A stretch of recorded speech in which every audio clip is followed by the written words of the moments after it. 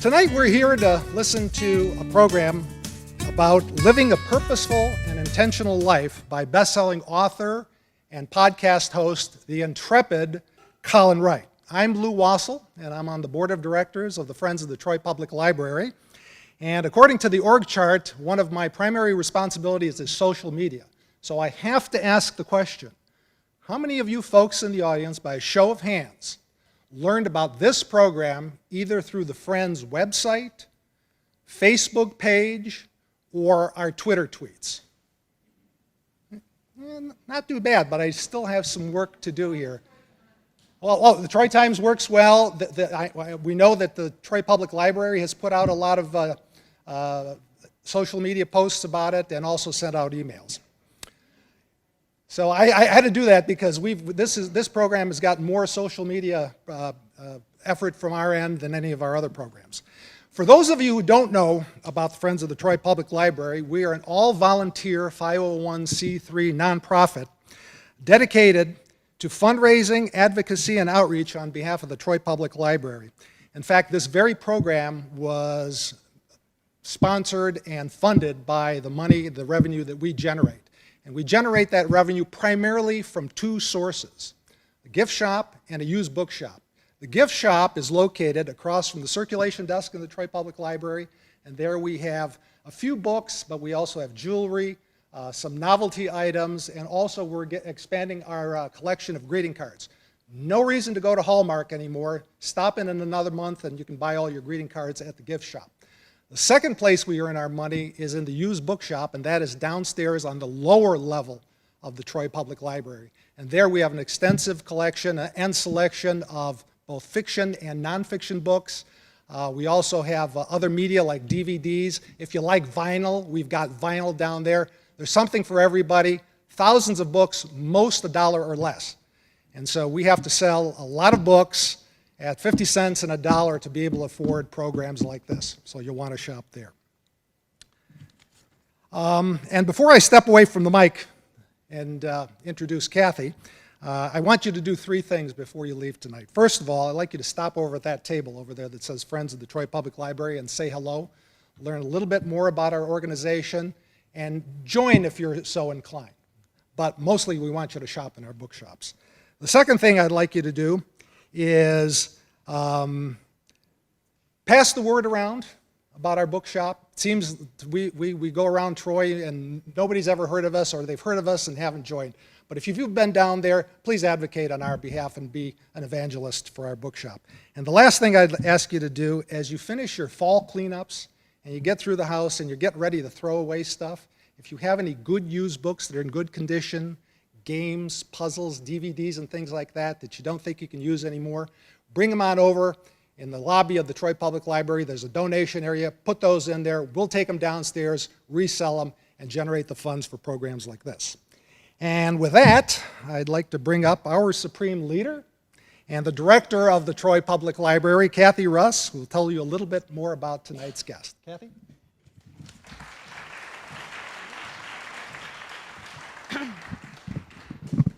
Lou's a little taller than I am. Can everybody hear me okay? Okay. Well, before I get started on my introduction, if you would give the Friends of the Library a big hand, because they did sponsor Colin tonight, and if it weren't for them, he wouldn't be here.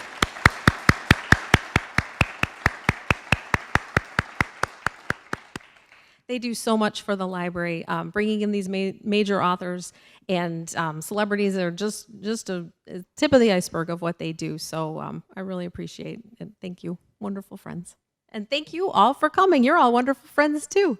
So this is a great turnout when I have to give some props to Jackie Ahlstrom. She's the co-treasurer of the Friends.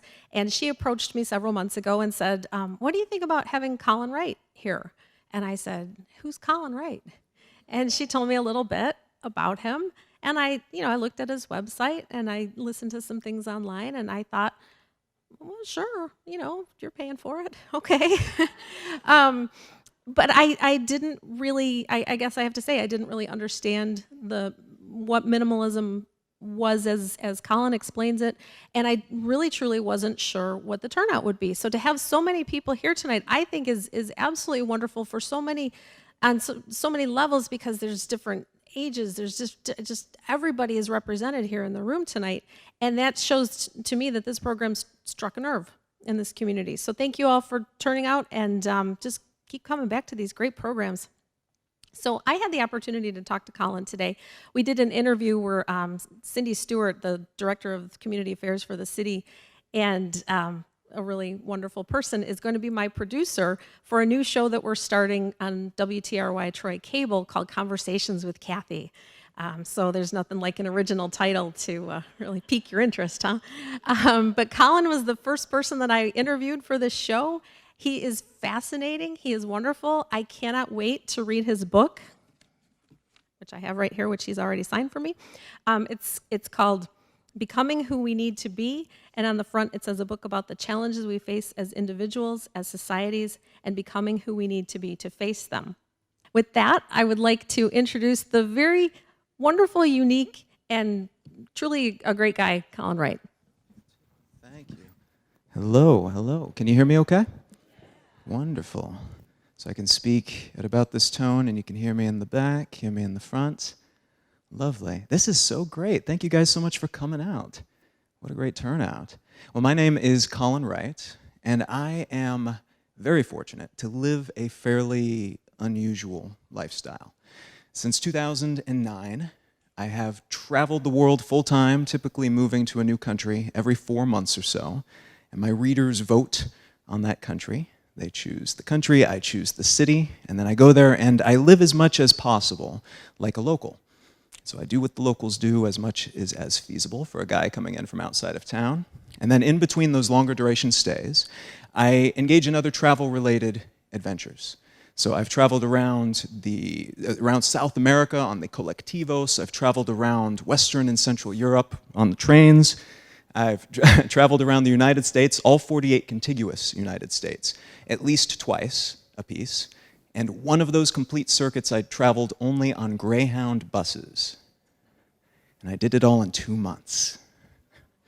The idea there being to see the country from a slightly different angle for a time. That's what it's really all about, is trying to expose myself to new perspectives.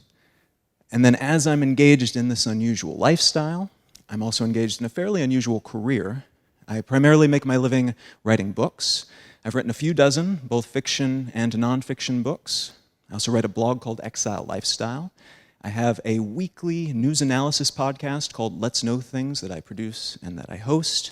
And then I travel around the world speaking to audiences of 20 and audiences of 2,000 at universities and conferences and organizations.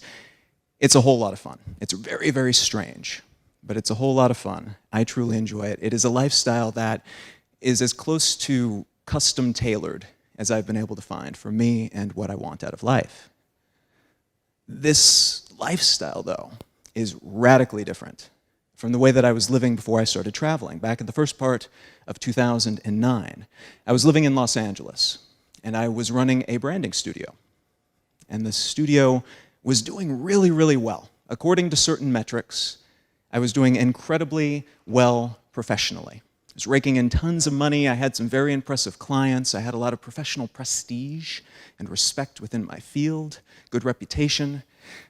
But in exchange for all of that success, I was trading essentially every other aspect of my life. I did not have a life, really, outside of work. I didn't have any hobbies, didn't have time for it. Couldn't spare any of the psychological energy that I would have needed for knitting or cooking or anything like that. My relationships were not doing well. I didn't have the time or energy for that either. My health was not doing great. And I found that all day, every day, there was like a low level of stress and anxiety underneath every single thing that I did. Every moment of every day, I had this kind of back of my mind concern that I was going to miss one phone call, I was going to reply too late to one email, and everything would come crumbling around my head. Everything that I'd worked so hard for, that I'd sacrificed so much for, would just be gone, just like that. Because I made one mistake, so I had to stay on alert, ready at all times, constantly. And it got to the point where it wasn't just during the day. Even when I would set aside time to sleep, which was not every night, I was working 120-hour weeks in some cases, 100-hour weeks on a very regular basis. So there wasn't always time for sleep. But when I did set aside a parcel of my day for sleep, I would just lay there, Just couldn't fall asleep, just all that anxiety, all that stress going through my head. Could not stop the spinning and the cycling. And I'd wake up at 2 a.m., and I'd drive across town to my 24-hour gym, and I'd work out as hard as I possibly could to try to physically exhaust myself so that I could drive back home, collapse into bed for a couple of hours, and then get up the next day and do it all over again.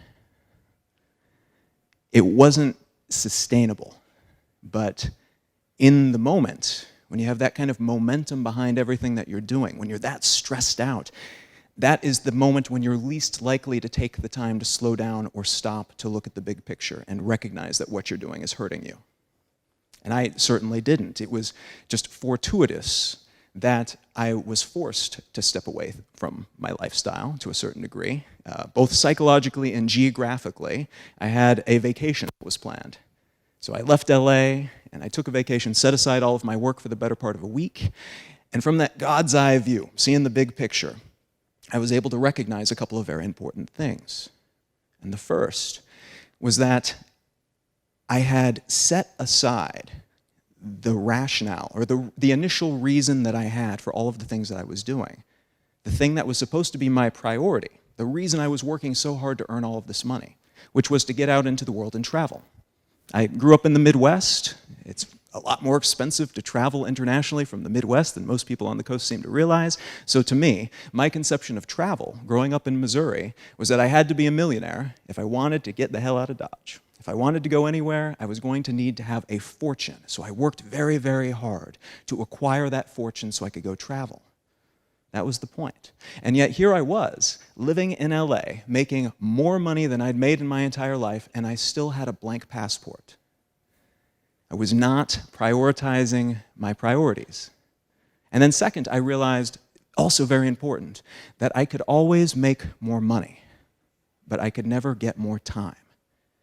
If I had $1 billion sitting in my checking account, that would not buy me my 20s back. Once I spent them doing work I didn't care about, killing myself with stress and anxiety, hanging out with mostly people that I didn't particularly like because I had to if I wanted to get ahead professionally, that was time I'd never get back. I could always make money in the future if I needed to. I could work, I could start a business. There's infinite number of ways to do that. That is a renewable resource in a lot of different ways. Time is not. Once that second is gone, once those hours, those months, those years are gone, they're gone. That $1 billion in my checking account could not buy me my 20s or my 30s or my 40s or any amount of time that I spent back once it was gone. So it made sense that I should probably act sooner rather than later to try to reclaim some of those non-renewable resources that I was otherwise just going to shovel into that machine where I was shoveling all of my life so that it spit out money on the other side. I needed to make a change fast. So when I got back to LA from that vacation, I set a deadline, 4 months in the future. And on that day, I would leave LA and I would start traveling full time. I didn't know what that would look like. I'd never left the country. This is actually why I had people vote on where I should go. I had no idea where to go. I figured everyone else on the planet had a better idea than I did of where to go, so I had them choose. But in between, I had to make a lot of other choices and figure out a whole lot of things. And during that 4-month period, that runway, I got rid of everything that I owned that wouldn't fit into a carry-on bag so that I didn't have to pay rent on it. I didn't have to pay for an apartment, essentially, for my stuff while I was traveling. And I scaled my business so I could run it from the road, run it from my laptop. I'd make far less money, but my expenses, in theory at least, would also be substantially smaller. And then I hit the road. And it's not a lifestyle that's for everybody. It's not even for most people. I would not recommend full-time travel, at least the way that I do it, for most people. There's a lot of sacrifice, there's a lot of discomfort that comes with this type of thing. But these are sacrifices that I gladly make. And these are discomforts that I gladly endure because they allow me to do essentially everything that I've ever wanted to do with my life. And that's amazing to me sometimes, that I can look at everything that's happened and I still can't believe that it worked. I cannot believe that it came together in the way that it did. Now, in that moment, looking back in 2009, taking that vacation, taking that moment to look at the big picture, what happened at that moment is that I started to live more intentionally. I started to look at things, really assess the way that things were, and then I started, very importantly, to consider how they might be better and what I might actually want them to be. If I was, in fact, deciding that these things are not the way that I wanted them to be, how might I iterate them? How might I have a revolution of a sorts to change them out completely?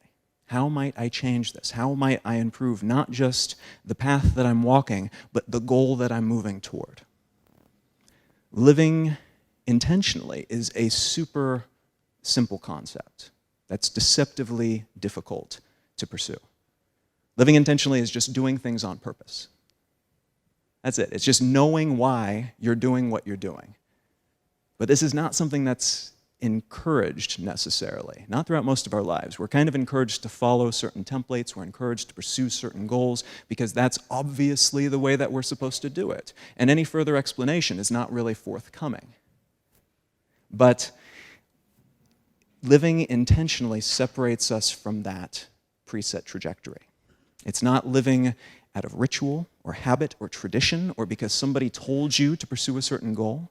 It's not living according to a pre-written manual, following a particular path that's already been carved out for you. It's taking a look at all of these options and considering them and allowing yourself to consider each one and saying, yes, that's traditional, but that's what I want.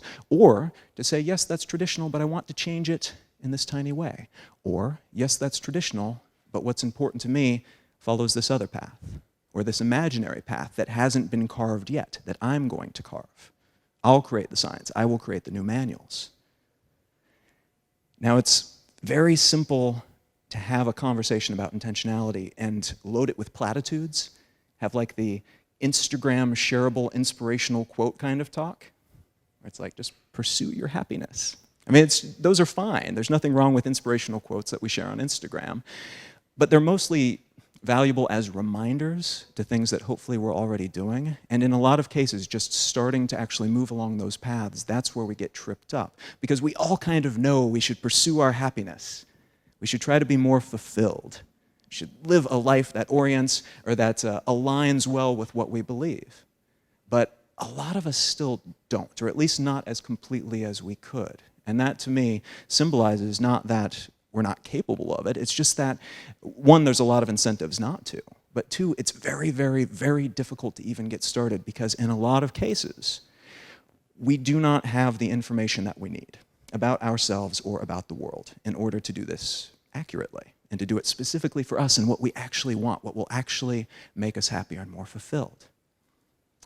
Now, there are a multitude of different topics that could fit underneath that superficial layer of inspirational quotes. But the root system that I want to talk about in particular are the ways that we perceive the world, the way that we perceive ourselves, and the way that we perceive other people, and that complete context of the way all those things fit together. One of the most, one element in life that is most devastating to our capacity, our capability to see things as they are the lenses through which we view the world. And each and every one of us view the world through a slightly different collection of lenses, sometimes slightly, sometimes dramatically. And it's not just one lens that we're peeking out at the world through. It's not like the lenses on your glasses. They're similar in a way, in that they allow information in through a transparent material, and that it warps that information as it passes through. With glasses, it warps light to try to help you see better. And a lot of the metaphorical psychological lenses that we have through which we view the world works the same way. Information comes through. We get the information, but it's distorted as it passes through these lenses. And in a lot of cases, it's distorted with very good intentions. It's trying to help us see the world more clearly.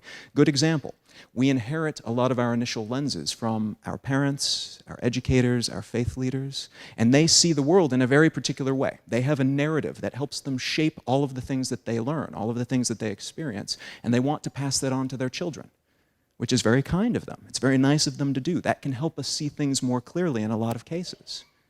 Education can also help us acquire new lenses that in a lot of cases can help us see things more clearly. If you take an intro to biology course, and then you go out into the same wooded area that you've been playing in for your entire life, you will see things that were always there, that were blurry until that moment. You will see things in the natural world that were always there, but you needed that lens of biology to look through in order to see it clearly. And the same is potentially true with any ideology, any body of knowledge, any collection of philosophies. It can be things like capitalism or democracy. We have the lenses of all of these things that we adopt from our governmental system, our economic system, our parents, our teachers at university, and so on. And all of these things aggregate and stack up, and they combine with other lenses that we acquire from experiences that we have, from particularly happy experiences, or particularly traumatic experiences in some cases. Those can shape the way that we see certain aspects of the world as well. And when you add all of these lenses together, you pile them up and create like a telescoping lens, a massive Uber lens. That's the way that you see the world. It's all of these distortions added together. And this is the reason that two people can stand next to each other and watch the exact same thing happening and walk away with two very different ideas about what occurred. It's not because one is stupid or ignorant or blind and the other is not. It's because we are all the accumulation of all these different ideas, all these different lessons, different knowledge, different experiences. And that's okay. It's just something that we need to recognize because it can help us recognize the way that we distort information because of who we are, but it can also help us look at other people and recognize that they are experiencing the same distortion, probably in a different direction than us. And that's okay too. We just have to figure out how to deal with each other as a consequence of that. Now, even more pernicious in certain ways than these lenses, because those can be very difficult to see, but we can at least recognize them in our biases and prejudices. These are things that we recognize and know by other terms. But even more pernicious than that, in certain ways, are the labels that we use. And we use a lot of labels. If you take the time to look for all the labels that you use in just an everyday, normal conversation, you will be shocked. It's unusual to ever have a conversation about anything and not use at least one label. And it makes sense that this is the case. It totally makes sense. Labels are an incredibly powerful and potent linguistic technology that we have developed that allows us to compress a great deal of information and then send it over to somebody else, to shoot it over like a little information bullet in a tiny little package very, very quickly. And that's an incredible power that we have, something that we're able to do, to compress information like that and move it to someone else so quickly using a single word. If I were to point at something and say, that thing is dangerous, I have just communicated to you in a single word some very important, potentially life-saving information in a single word. That's incredible. It's amazing that we're able to do this. And on top of that, labels can help us form communities where there were no communities before. They can allow us to create kinship out of nothing. For instance, who here is left-handed? Lefties? Oh, good. So I did this talk in St. Louis, and there was one lefty in the audience. I'm like, what did they do to their lefties in Missouri? Snuck off stage, a little bit afraid. So we had a decent number here. I think we had maybe 10 or 12, which is, I think, within the statistical probability range. That's good. So all of us lefties here, we are now in a club, the Lefty Club. I'll call it like the Troy Southpaw Club, okay? So we're now all in the Troy Southpaw Club. We are in a club together. Welcome to the club. It is official because it has a label. And what I've just done there, I have created out of nothing by pointing at a trait that was always there. I have pointed at it, indicated that it's important, and then labeled people who have it and sequestered them into a separate group. By doing that, I have created very, very tenuous, invisible bridges between those of us who are in that group. Even though it's kind of a silly thing, it doesn't really mean anything, there's still a connection that was not there before. And so those of us who raised our hands, we now know that we share something. We have something in common. We are in this group together. And what creating these types of groups can do, creating this type of community can do, is help us bypass our biological drive to protect our blood above all else, and we can share a theoretical, philosophical kinship with somebody else, simply because we're part of this group that I made up just now. And you can build on that. It allows people to work together, not just to feel a slight tenuous connection, but also to work together toward common causes with other human beings that they would otherwise have no reason to care about or trust or work with toward anything. That's really cool. That's impressive. That's a really amazing power that we have as human beings. But the flip side of that is that every time you create a new in-group, you inherently create a new out-group. Every new us must have a them. So every time I create invisible bridges with certain groups of people, I've also created some invisible ditches between other people. And even though lefties versus righties is an incredibly silly distinction that matters to no one, most of the distinctions that we hold very dear today started out that same way. And they only became vital and important over generations. And generations later, when you tell this story about how the lefty-righty wars began, you will recognize what happened way back in the day, hundreds or thousands of years ago, where a lot of the distinctions that we consider to be very important today, the way people look, the invisible lines that we've drawn in the sand, the way that we judge us versus them, started out in the same way. Certain people pointing at a trait, pointing at a group, you were born here, you look this way, etc., saying that it's important, and then using it to get a group of people to work together while also creating divisions that in some cases can go on to lead to just absolutely horrible atrocities. So we have to be careful with this type of power. And on the flip side of that other point that I made, we can send a great deal of information to other people very quickly using labels. That's totally true. But like a file on a computer, if you compress it so you can send it faster, you lower the resolution too. You lose some of that information in that file. Even though you're able to make it go faster, you have to trim off some bits from the side. And typically what we lose when we use these types of labels is context and nuance. We lose all the grayscale when we apply these labels. And what happens as a consequence is we tend to flatten the world in a very real way. We slap labels on everything, and as a consequence, we assume that underneath those labels is exactly what we have in mind as a definition for those labels, when in reality that is very seldom the case. And somebody else shouting a label at us, we will interpret it in our way, but we won't necessarily know what it is that they're referring to. And this can cause us to misunderstand ourselves, the world, and each other constantly, all day, every day, because we use these labels so frequently. So if I were to say, or tell you that someone is a Republican or a Democrat, you would probably have some very clear, specific ideas of what those two people believe, who they are, what they do, their habits, all kinds of very specific things about them, especially right now, the way things are polarized politically in this country. But very good research that just culminated last year has shown that in the United States, the two major political parties, people only agree with their chosen political platform 30 to 70% of the time. 30 to 70%. So like a mean average of about half. So all of those things that you just thought about Democrats and Republicans are probably at least half wrong.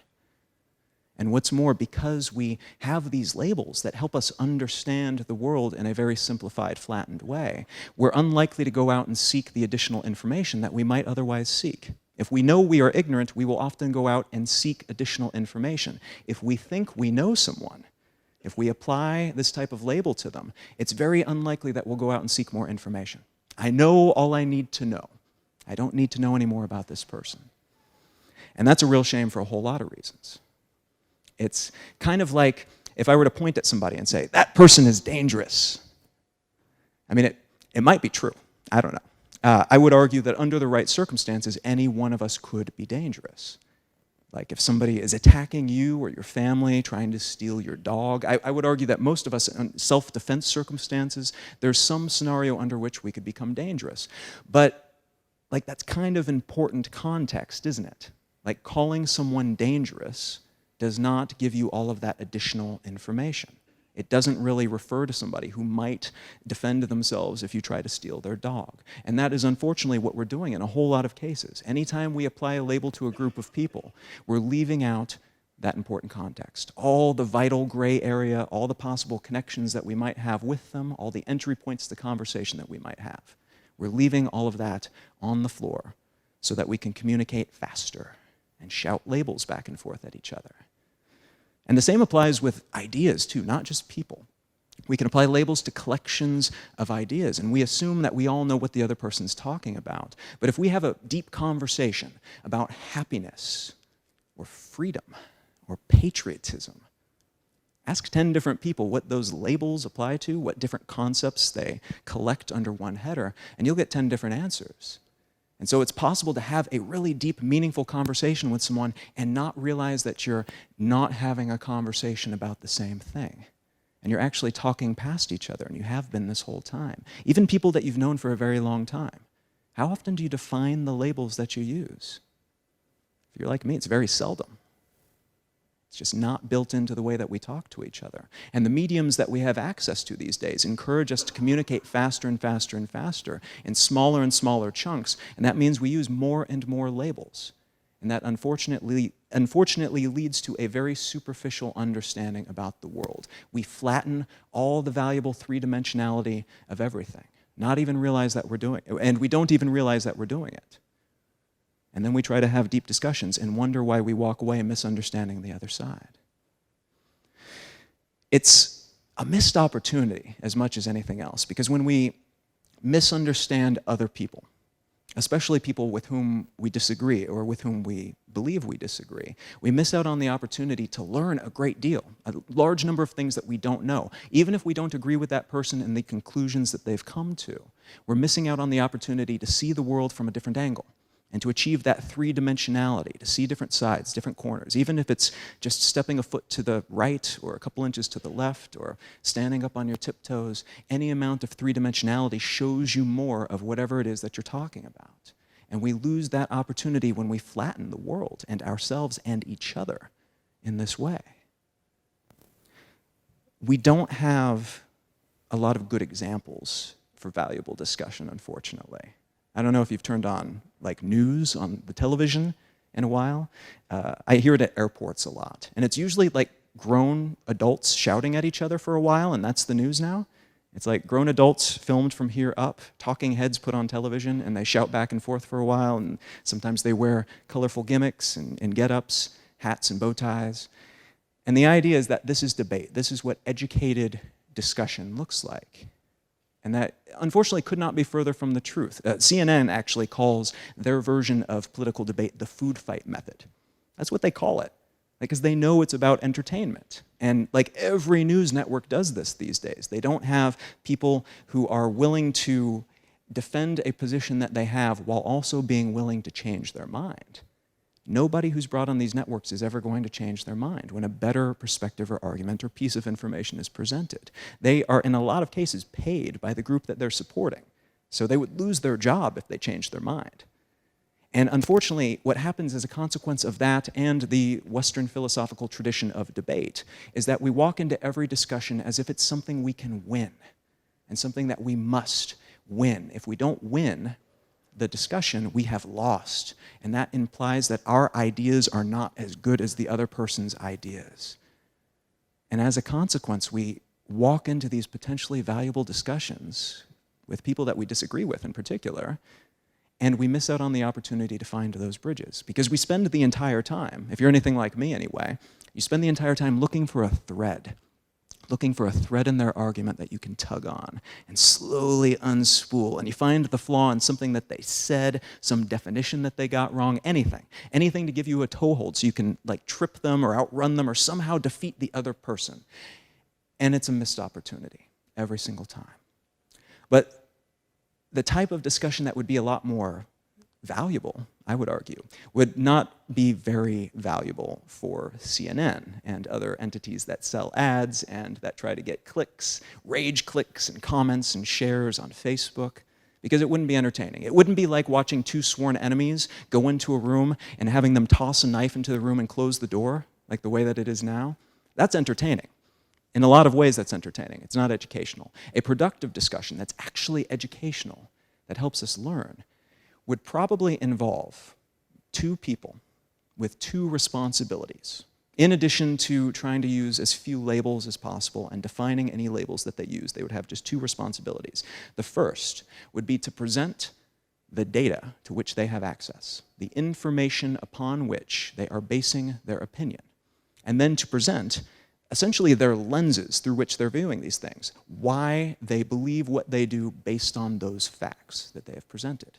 So this is showing why they believe what they believe. Here's the data, here's my interpretation of that data. And then the second responsibility is to answer any questions that they're asked. And that's it. And if both parties enter into this type of discussion in good faith, intending to have a discussion, to learn, what it looks like is less of a knife fight and more of two people working together for mutual education. Two people both trying to get wiser, more educated about what the other person believes, what this other human being has done to come to the conclusions that they have, whether or not you agree with them. And what this allows us to do, if both parties enter in good faith and are willing to go through with it and work their best to try to explain their side, express why they believe what they believe, to back it up, and then to ask intelligent questions of the other person, we end up in a situation where, one, somebody might change their mind and they can feel okay about that, because it's not a my idea is better than your idea. It's a we are both working together to try to become wiser people. But it also opens up the opportunity to look at somebody with whom you disagree about anything, politics, the economy, philosophy, whatever it happens to be, and to be able to see the human being underneath the idea, to be able to separate those two things. And that doesn't solve all the world's problems. It doesn't solve a lot of the problems that we have right now, but it does hopefully help prevent us from creating new problems in the future. Because if we can create that kind of dialogue where people can address each other as human beings first, and then tackle the ideas, the points of disagreement that they have, that gives us the opportunity to find commonalities, and it gives us the opportunity to work toward solutions where we can't agree on the same thing, and we're not ever going to agree on the same things. We can find equitable solutions for everyone involved, as much as is feasible, at least. And that is not possible using the debate method, where we all walk into a conversation intent on never changing our minds and not really listening to what the other person says, except to try to find that thread to tug on and pull their argument apart. If we're so fixated on winning, everybody loses. Whereas if we enter the discussion and there are no winners or losers, then we have the opportunity to make sure that everybody wins. This is vital, and it's something that I consider to be super important. I try to have that type of discussion with people, laying out the rules of it like a total dork, but I still try to do it. It's very difficult, even if you really, really want to, but it's important because it's one of the better ways to learn from other people. And other people are one of our absolute best resources for any type of education, especially education about worldviews, the way that we see things, philosophies, things like that. But any type of education, really. Other people know tons of stuff that we don't know as individuals. And learning as a whole is absolutely vital to living intentionally. And the way that I usually explain that to people is this. Your favorite food in the world might be Moroccan food, but you'll never know if you never try Moroccan food. And the same is true with absolutely everything on the planet. Food and music, film, the places you could be living, the work you could be doing, the hobbies you have, the places you could be living, the types of philosophical framework that you could be using to organize your life, everything. And the more you know, the more you're aware of, like in terms of actual data, knowing a country like Morocco exists and they have their own distinctive cuisine, and experiential information as well, knowing what you prefer from those different options. That allows you to triangulate, or at least better triangulate, where you would like to end up. It allows you to imagine that world that you want to live in, the version of yourself that you'd like to become, but also the type of world that you'd like to build, the type of lifestyle that you'd like to build within that greater context. And without that information, all we have to go on is a very blurry concept of, I don't want this now, or I want some version of this, but I'm not quite sure what to change. Having this information, learning as much as we can, is what allows us to pinpoint where we'd like to go and what steps, what journey we would like to take in order to get there. And I find it, for this purpose in particular, to be very useful to divide learning up into three main categories. The first is learning as we typically think of learning. This is the accumulation of data, of facts from absolutely any source. So it's reading a book, taking a class, watching a documentary, talking to somebody else who knows more than you about something, listening to a podcast, anything. It's all good. Try to make sure that you get unbiased information as much as possible. There's a whole lot of bias in some of these different mediums, and you can usually counter that by becoming aware of the bias of the stuff that you're taking in now and trying to expose yourself to a diversity of different sources for that type of information. But it's also important to know that every single medium, every single source of information has its own latent, medium-based bias. So it's not political or ideological. It's based on the medium. And what I mean by that is it's unlikely that you will open up the newspaper tomorrow and read a headline about a plane that didn't crash or a terrorist attack that did not happen in a particular neighborhood. No, what we hear about are the planes that crashed. We hear about the terrorist attacks that occurred because a lot of news, not all of it, but most news that we're exposed to on a regular basis has a bias toward what is newsworthy. And newsworthiness is very often defined as extraordinary. It is something that is unusual. That's what makes it worthy of being in the news. So if you get most of your information about the world from the news, the world may look like a very different place than it would to somebody else. The world will look like a place filled with just airplanes falling out of the sky left and right and terrorist attacks happening all over the place. Everybody's always at war. Entire industries are always going out of business. And that stuff does happen, and news is very valuable. I'm not saying don't read the news. I'm saying round out your news grazing habits with other types of information as well. You know, get some statistics or census data in there too, so you see what normal stuff is actually like as opposed to the extraordinary. Just round it out, and then you have a much better opportunity to see things more clearly rather than in that heavily slanted way that you get with any type of bias. Now, the second type of learning is what happens up here. After you've soaked up that knowledge from all of these different sources. It is slamming together diverse bits of information to derive new original pieces of information. And this is what differentiates this approach to learning than what you may have been taught. I don't know about you. I went to a public school, and so I was kind of taught the memorization and regurgitation method of learning, where you memorize a bunch of names and dates and then spit it back out onto a test or an essay. Seeing some smiles and nods of recognition there. So this is different from that, in the same way that a web is different from a spreadsheet. Memorization and regurgitation involves kind of listing names and dates in your brain in like a spreadsheet. And ideally what we do instead is we make a web of that information. Try to connect all the pieces, no matter what type of data it is. Find the connections between seemingly disconnected things. And that will allow us, one, to derive new information that we didn't learn from someone else, that we came up with on our own, seeing those connections. By turning every bit of information into Kevin Bacon and connecting it to every other piece of information, we're able to do that. But it's also something that allows us to understand that context and then remember this information more clearly when we need it, because we have all these strands connecting back to it. And in this way, it allows us to see kind of the holistic nature of knowledge, in that it's all connected, and all of these things do connect, even if adjacently, to all other things within any type of knowledge. But it's something that can allow us to understand our place in this context as well. It allows us to understand the world around us, ourselves, other people, and how they all fit together.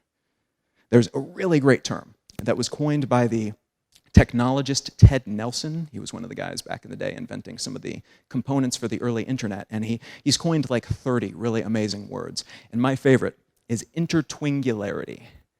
And intertwinkularity refers to the interconnectedness of all knowledge and the fact that any distinctions, any walls or silos that we create between knowledge, between specializations or categories or majors or minors, things like that, they're not real. Those are invisible, made-up things that help us feel that we're in control and that it allows us to focus on special fields and things like that for work.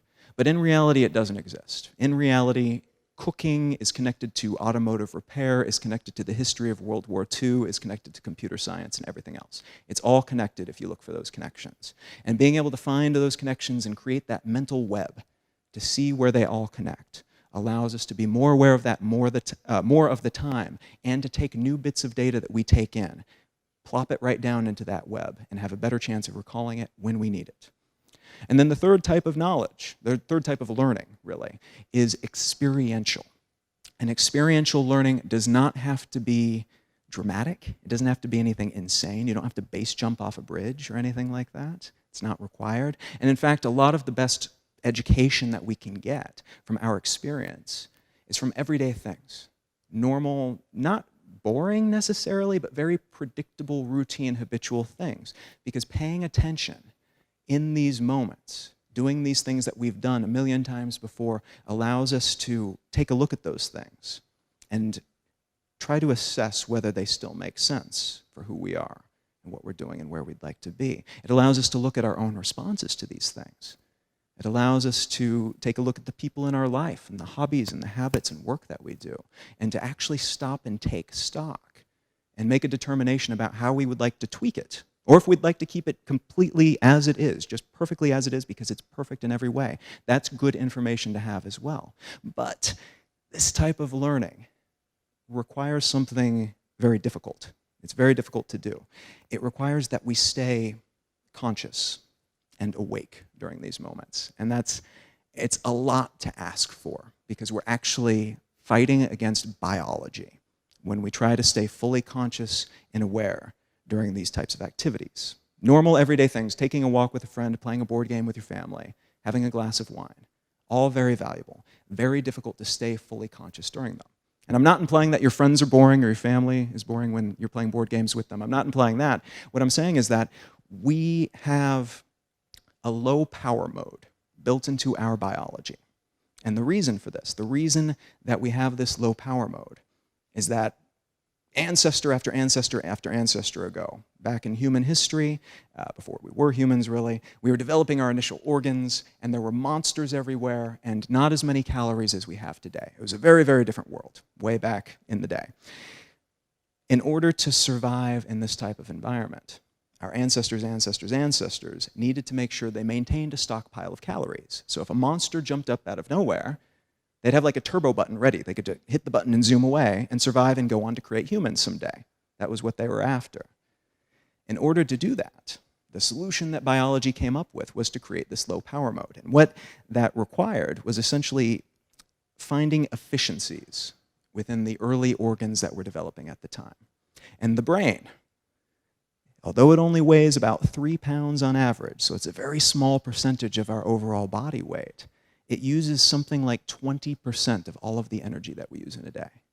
So 1/5 of the energy that we use each day, just by one organ. So if you're looking for efficiencies, the brain is a really appealing target. And so what happened is it developed this low power mode so that throughout the day, it can suck up a trickle of calories, use just a tiny bit of energy, instead of the usual deluge that it sucks down. And what this low power mode is, it's just what it sounds like. It's like when your computer or your Xbox or your TV or any other piece of electrical equipment that you have goes into like a low power mode, power saver mode.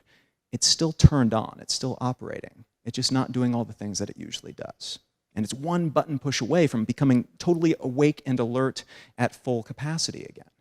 But it does this so that you don't use as much energy.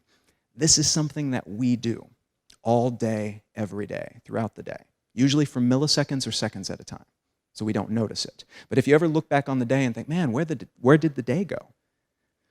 That's because parts of your day you were not processing in the same way that you were processing other parts of the day. That's one potential, at least. It may just be that you had a really boring day, but there's a chance that some of those moments actually disappeared, because in low power mode, you don't collect data in your environment the way that you typically do. So you don't collect the sights and sounds and smells and the tactile sensations, and that is what allows our brain to create memories. This is the same reason that dreams dissipate so quickly. We don't have any tangible, physical, olfactory data to store in our brains. So although we feel like we experienced something, it disappears. It's not stored in memory in the same way that other memories are. And this is what happens to us for milliseconds and seconds throughout the day, and sometimes longer. And this might freak you out. This is something that I've had audiences gasp when I've told them this, so prepare yourself. But you've almost certainly experienced this at some point in your life. And for me, I remember very distinctly having this happen to me several times. In most cases, I'll be getting ready to go to someplace that I go every day, driving to work, or in my case, it was driving to the grocery store. And I'll get in the car and I'll buckle my seatbelt, And then I'll like wake up at the grocery store. I'm like, oh my God, was I sleep driving? What happened? But no, it was a familiar environment. My brain knew the threats and opportunities that would be on this particular trip. And so it felt comfortable going into low power mode for the duration. So I was fully awake and alert. I wasn't driving unsafely. And if you've ever had this happen, you're not driving unsafely, don't worry. If anything unusual happens, your brain will pop back awake, like it always does. But we are in this mode to use fewer calories, and as a consequence, we don't store data in the same way that we typically do. And so this is, of course, a very deleterious thing if we're trying to learn about ourselves by looking at these normal, everyday situations, because we are fighting against biology, and we are prone to going into this totally safe, nothing to worry about type of low power mode. But it doesn't allow us to collect the same amount of data that we would otherwise have. So one of the ways to fight against this is to try to introduce a regular dose of novelty into your week. This doesn't have to be an everyday thing. You don't have to change up the way that you dress every day, start wearing top hats and start, riding your bicycle every other day. It doesn't have to be anything dramatic. It can be taking a different route to work once a week. It can be trying new food from time to time. Try the new Moroccan place down the street. It can be listening to new music, a new artist, rather than the same Spotify playlist over and over and over again. Anything that keeps your brain on its toes so it doesn't know what to expect, and it feels less comfortable going right into this low power mode, just every day, all the time. That frees you up to have more of this everyday, familiar, comfortable, these moments to assess and to take into stock and to add into what you know about yourself and the world and the way that you respond to things, very importantly. Now, this is all a lot of responsibility. You may have noticed that there's not a single easy solution to any of these things. It's a whole lot of changes and a whole lot of seeing the world in a different way and having incredibly difficult conversations with people and potentially making changes that are never easy to make. But fortunately, we come from a species of animal that is very, very good at making tools. We make incredible tools, even above and beyond labels, as I mentioned before. Those are impressive tools. We make even better tools. One of the most impressive tools that we've ever made as a species, I would argue, is something that probably most of us have in our pockets right now. A smartphone. Smartphone's amazing. So the average smartphone today, not even the highest end smartphones, like the average smartphone that you can get on the market today, by some metrics is more powerful than the most powerful supercomputer of the late 90s. More powerful than that supercomputer. What's more, it uses far less energy, takes up far less space, it fits in your pocket rather than in a warehouse in Palo Alto. You can interact with it using a really intuitive touch screen that even babies can use, which is great because babies are famously bad at programming in Fortran. But you can also use it to connect with this incredible network, the wireless internet. And that network connects us to essentially every piece of human knowledge that's ever been recorded, every piece of human culture that's ever been recorded, all of our art and such. And it allows us to connect instantaneously with about 50% of the human population. 24 hours a day, 7 days a week. Now that's the potential. Most of us use these devices to look at cat videos and argue with strangers. But just because we don't use it as optimally as we could doesn't mean this is not a powerful tool. And it has the potential to help us with all of these tasks, to learn and to expose ourselves to new things, to challenge our ideals, to reach out to other people, to communicate more clearly if we use them appropriately. And in a lot of ways, the smartphone is like the modern chainsaw. It's super valuable and powerful. It allows us to do incredible things that we would not be capable of doing by ourselves. But if you're not careful, it's incredibly dangerous. And the fact that we've adopted smartphones so quickly is almost as if sometime in the last decade, some big tech company handed everybody a chainsaw and just said, go at it. And we're getting about the consequences that you would expect from that kind of thing. Now, it's vitally important if you want to benefit from this device rather than becoming the tool of your tool, becoming the tool of this device rather than the other way around. It's vitally important that we take the time to learn how to use it. That means setting aside a couple hours, I'm not even kidding, set aside a couple of hours, watch some videos, read some instructions, go through every app, all of your settings on your phone, figure out how to control it. Figure out what it does, what the capabilities are, how you can use it for exactly what you want to get out of that relationship and nothing else. And it really does take a lot of time, and you'll have to keep relearning what you think you know, but it's worthwhile. It's something that allows you to reclaim that time, but it's also something that allows you to use this insanely powerful tool for your purposes and nothing else. There's a lot of very intelligent, very well-paid people around the world that are working tirelessly 24/7, not out of malice, but because there are economic incentives in place to try to get us to give up our individual thinking and individual needs when it comes to using these devices. And so it's really important that we take a modicum of time to learn how to use them appropriately so that we can use them, so we can use the chainsaw to its maximum possible potential instead of lobbing off an arm, or in this case, lobbing off hours a day, throwing all that time and energy into stuff that doesn't actually matter to us, taking our attention and focus away from other things that do matter. I find it to be particularly useful for me to turn off every single notification on my phone. No notifications, no blips or blings or rings or vibrations, nothing. And that means that I can pick up the phone and use it as the immensely powerful tool that it is anytime that I want. I love my smartphone. I love what it allows me to do. It's made everything that I do, it's amplified it. It's made me more capable. But then when I'm done with it, I can set it down. And it cannot cry out for attention from across the room like a kitten begging to be held. It's dangerous. We're trained by these things. But if we take the opportunity to train ourselves instead, to retrain ourselves, then we're able to use these things to their full potential, and as a consequence, bring out more of our potential, to move in the direction that we'd like to move in. And then even more powerful than that, if you can believe it, even more powerful than this tool that allows us all of those apps and handheld tools and the connection to the mobile internet, that supercomputer power, even more powerful are the invisible technologies and tools that we've created. The algorithms, the systems, the economic systems that have allowed us to create something like the smartphone and the mobile internet. The governing systems that allow us to, in most cases, walk down the street and pass by another human being and not have to fight them, the way that it would have been in nature. The ability to know that in general you can drive through an intersection, and if the light is green, you will not be hit by another car.